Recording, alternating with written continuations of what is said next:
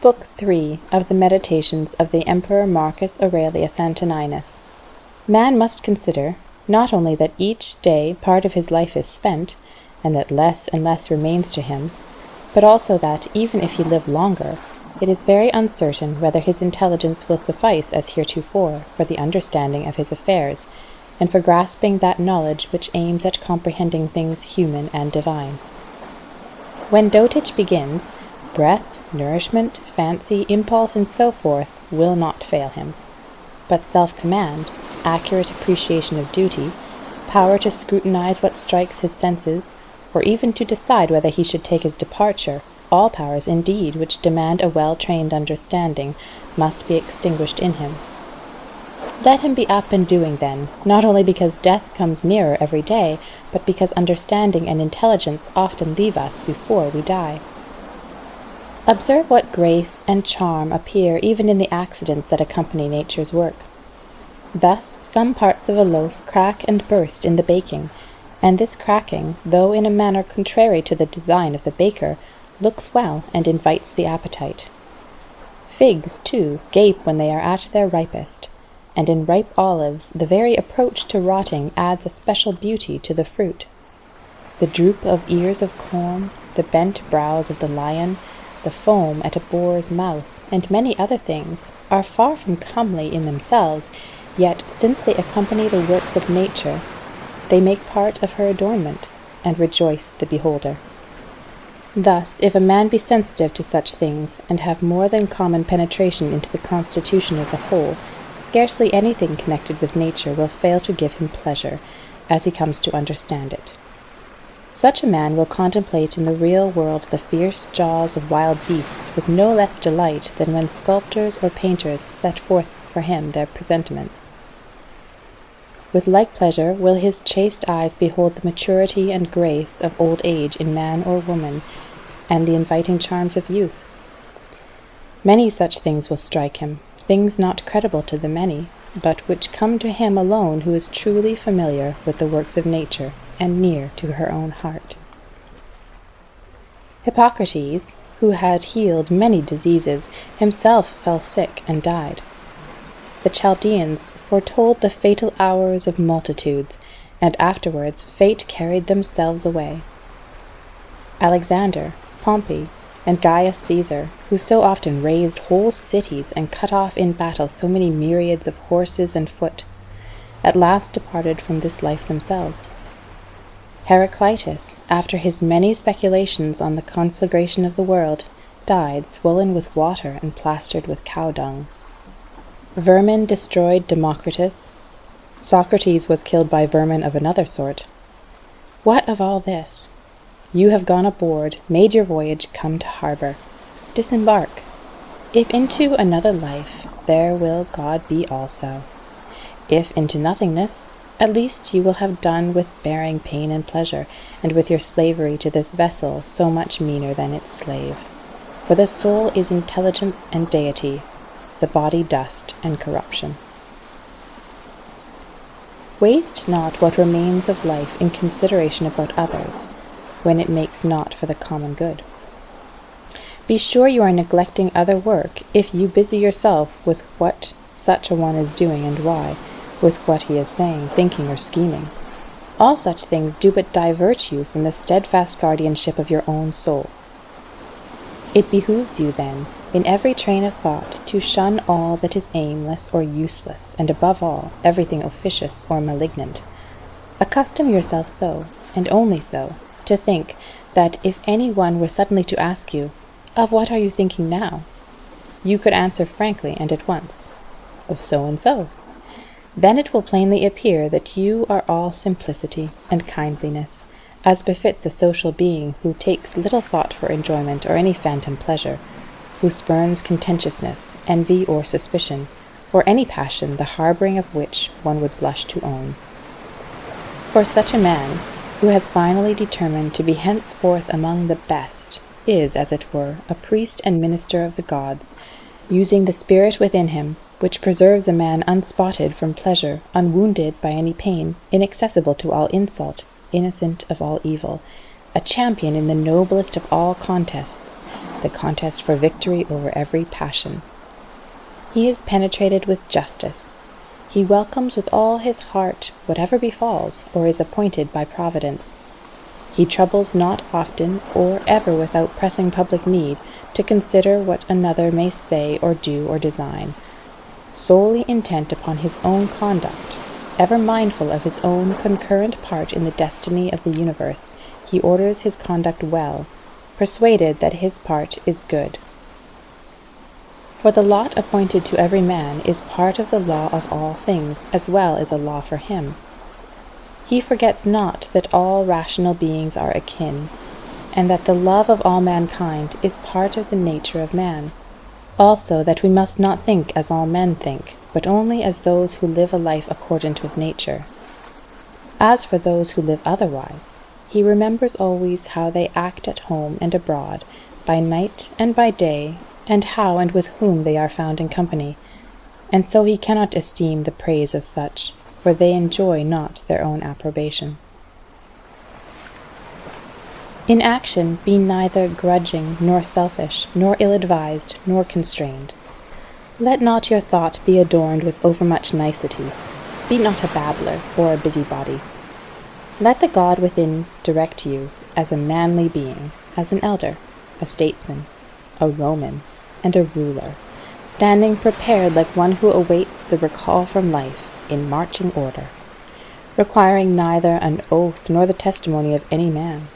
And withal be cheerful, and independent of the assistance and the peace that comes from others, for it is a man's duty to stand upright, self-supporting, not supported. If in the life of man you will find anything better than justice, truth, sobriety, manliness, and in sum anything better than the satisfaction of your soul with itself in that wherein it is given you to follow right reason, and with fate in that which is determined beyond your control, if, I say, you find aught better than this, then turn thereto with all your heart and enjoy it as the best that is to be found. But if nothing seems to you better than the divinity seated within you, which has conquered all your impulses, which sifts all your thoughts, which, as Socrates said, has detached itself from the promptings of sense and devoted itself to God and to the love of mankind, if you find every other thing small and worthless compared with this, see that you give place to no other which might turn, divert, or distract you from holding in highest esteem the good which is especially and properly your own. For it is not permitted to us to substitute for that which is good in reason, or in fact, anything not agreeable thereto, such as the praise of the many, power, riches, or the pursuit of pleasure. All these things may seem admissible for a moment, but presently they get the upper hand and lead us astray. But do you, I say, frankly and freely choose the best, and keep to it. The best is what is for your advantage. If now you choose what is for your spiritual advantage, hold it fast. If what is for your body's advantage, admit that it is so chosen, and keep your choice with all modesty. Only see that you make a sure discrimination. Never esteem aught of advantage which will oblige you to break your faith or to desert your honor, to hate, to suspect, or to execrate any man, to play a part, or to set your mind on anything that needs to be hidden by wall or curtain. He who to all things prefers the soul, the divinity within him, and the sacred cult of its virtues, makes no tragic groan or gesture. He needs neither solitude nor a crowd of spectators, and best of all, he will live neither seeking nor shunning death. Whether the soul shall use its surrounding body for a longer or shorter space is to him indifferent.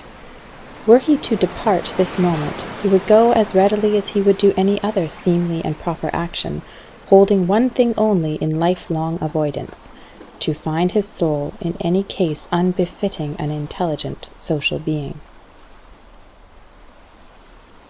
In the soul of the chastened and purified man you would find nothing putrid, foul, or festering. Fate does not cut off his life before its proper end, as one would say of an actor who left the stage before his part was ended, or he that reached his appointed exit.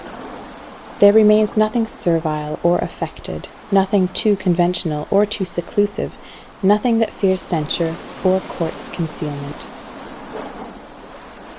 Hold in honor the faculty which forms opinions.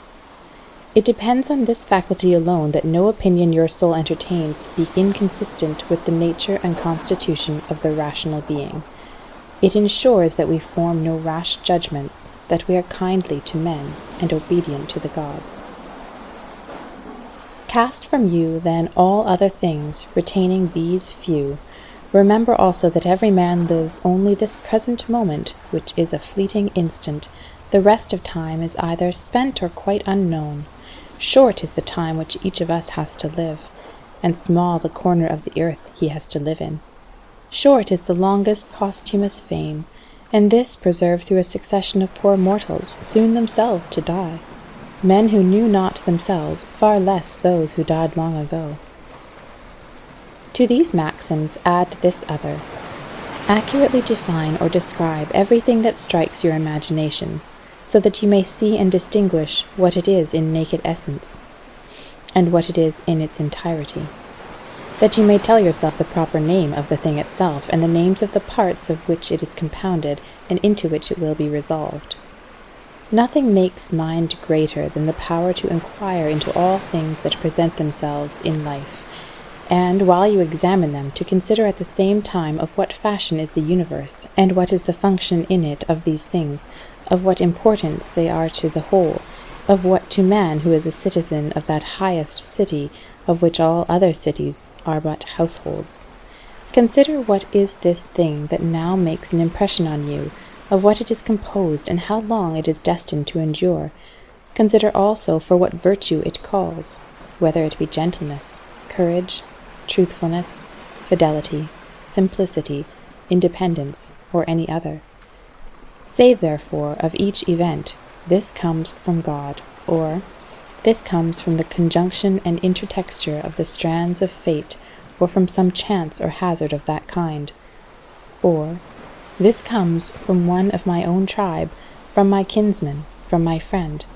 He is, indeed, ignorant of what accords with nature, but I am not, and will therefore use him kindly and justly, according to the natural and social law. As to things indifferent, I strive to appraise them at their proper value.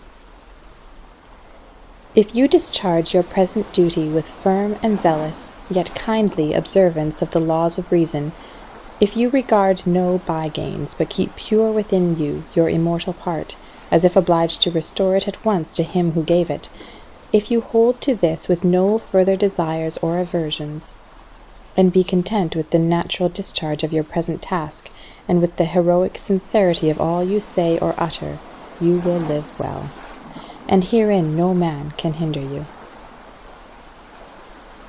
As surgeons have ever their knives and instruments at hand for the sudden emergencies of their art, so do you keep ready the principles requisite for understanding things divine and human, and for doing all things, even the least important, in the remembrance of the bond between the two. For in neglecting this you will scant your duty both to gods and men. Cease your wandering, for you are not like to read again your own memoirs, or the deeds of the ancient Greeks and Romans, or those collections from the writings of others that you laid up for your old age. Hasten then to your proper end, fling away vain hopes, and if you have any care for yourself, fly to your own succor while yet you may.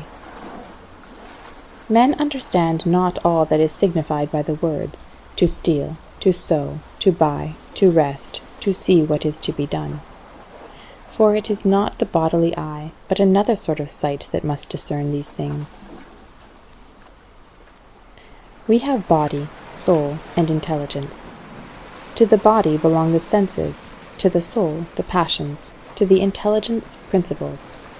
To be affected by the imagery of sense belongs to the beasts of the field no less than to us. To be swayed by gusts of passion is common to us with the wild beasts, with the most effeminate wretches, with Nero and with Phalaris. Moreover, the possession of a mind to guide us to what seems fitting is shared by us, with the atheists, with traitors to their country, and with such as shut their doors and sin.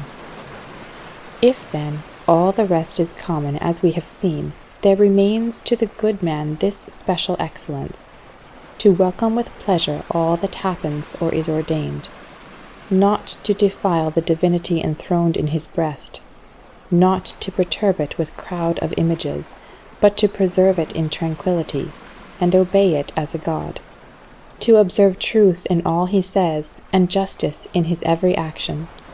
And though others may not believe that he lives thus in simplicity, modesty, and contentment, he neither takes this unbelief amiss from any one, nor quits the road which leads to the true end of life, at which he ought to arrive pure, calm, ready to take his departure, and accommodated without compulsion to his fate. End of the third book.